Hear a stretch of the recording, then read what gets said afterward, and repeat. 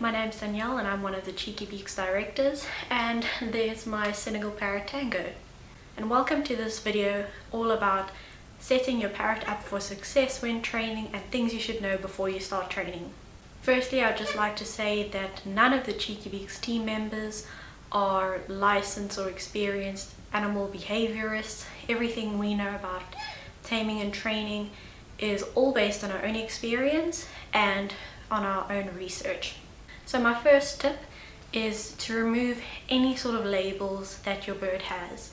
If you've said before that your parrot is a diva or a naughty parrot or a destructive parrot, a loud parrot, a stubborn parrot, any sort of negative labels, you want to remove that and go into training with a clear and positive mind.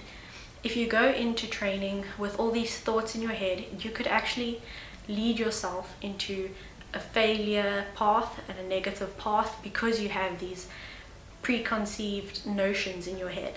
It's important to remember that any bird can be trained, whether they're friendly or they're known to bite people, if they're young, they're old, regardless of their history, whether they're in the cage or out the cage, they can be trained. The next tip is to make sure that what you're asking of your bird is something they can actually achieve and something they can actually do.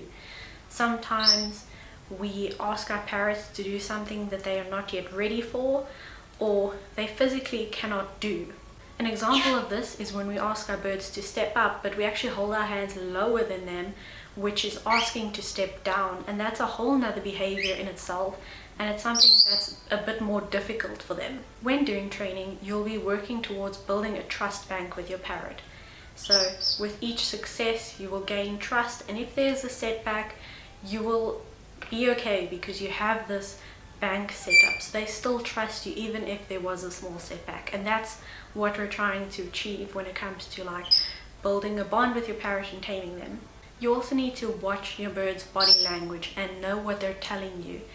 If you have your parrot on a bad day and you now want to ask them to do all these behaviors, you probably won't succeed and you're going to end up frustrating your bird and they won't want to work with you in future.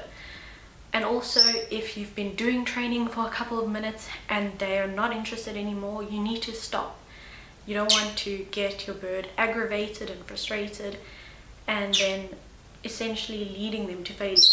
You also need to be very clear with your intentions, and you need to be clear on what the behavior is that you're asking them to do, and then be clear once they have succeeded or if they have failed. All of your training cues need to be obvious and clear so that your bird knows when you do this or when you say this, this is the action or behavior that you are asking for. You need to be consistent. As I mentioned earlier, you need to remove labels from your parrot and the ideas you have about your parrot.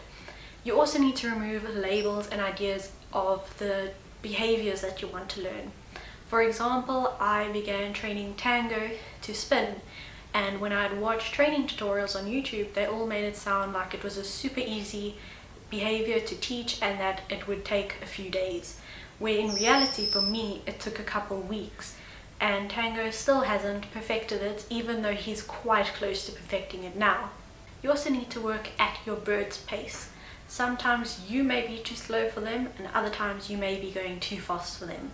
You need to be able to read your parrot's body language and see, are they wanting to do the next trick and you're kind of hesitating and taking too long to ask them to do it, or are you going too fast that they have barely finished the previous one and they're still trying to process that and now you're really asking them to do the next thing. You need to work at your bird's pace. So there are different training items that you can use. The first one is a target stick. So there are different things you can use as a target stick, whatever your bird is comfortable with. I personally just use makeup brush. Lots of people use chopsticks. You can use the back of like a spoon or a fork. You can even use your bird's own molted flight feather if they're comfortable with that. You just try different things. If your bird is scared of some new things, maybe try something that they already know of.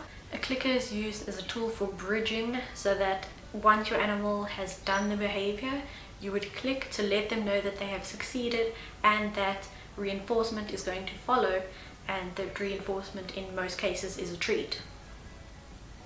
A clicker is not necessary. You can also use your voice by saying yes or good bird. Just try and be consistent with the way you say it. When it comes to the reinforcement that you give to your bird, in most cases treats, like I said, you need to use treats that your bird does not get fed to them daily, because you want it to be something that they are willing to work for. If they get it in their bowl every day, why would they want to work for it when they can just, get it in their bowl without doing any effort? You need to experiment with your parrot, see what treats are their favorite, what treats are kind of not the most desirable, but they will take it, and work out which are high value treats and which are lower value treats.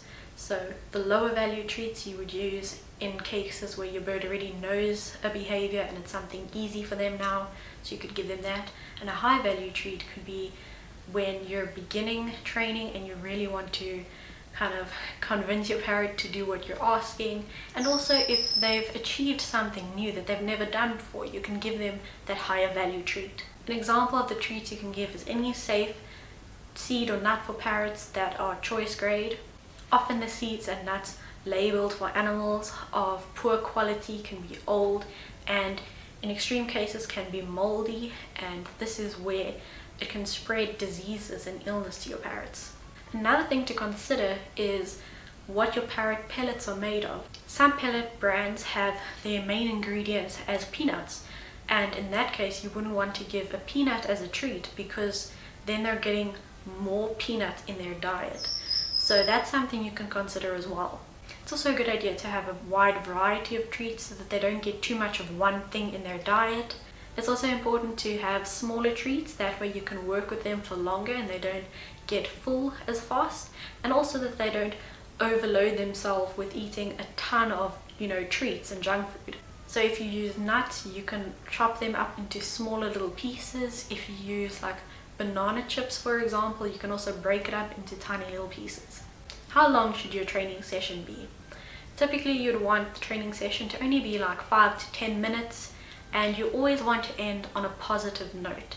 So if your parrot has been failing in between here and there in the session, then the next time that they succeed and get it right, you want to end it there. You always want to end on that high note so that they think back to this experience they've just had and they think, yes, it was a positive one and I will want to train again. You can train your parrot anywhere.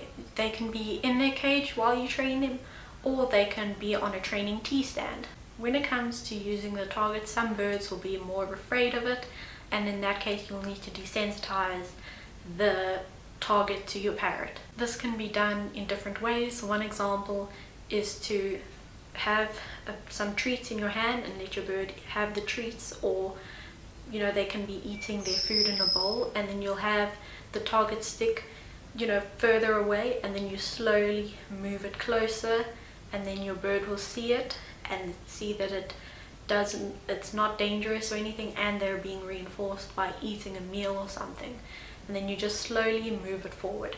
It might even take multiple sessions doing that, and just moving it slowly depending on how scared your bird is of it.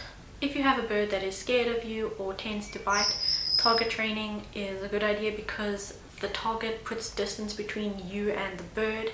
And also, if the bird doesn't want to take treats from your hand, when you offer it, you can also put it in the food bowl near them, or you could put it in like a spoon or a fork and give it to them that way.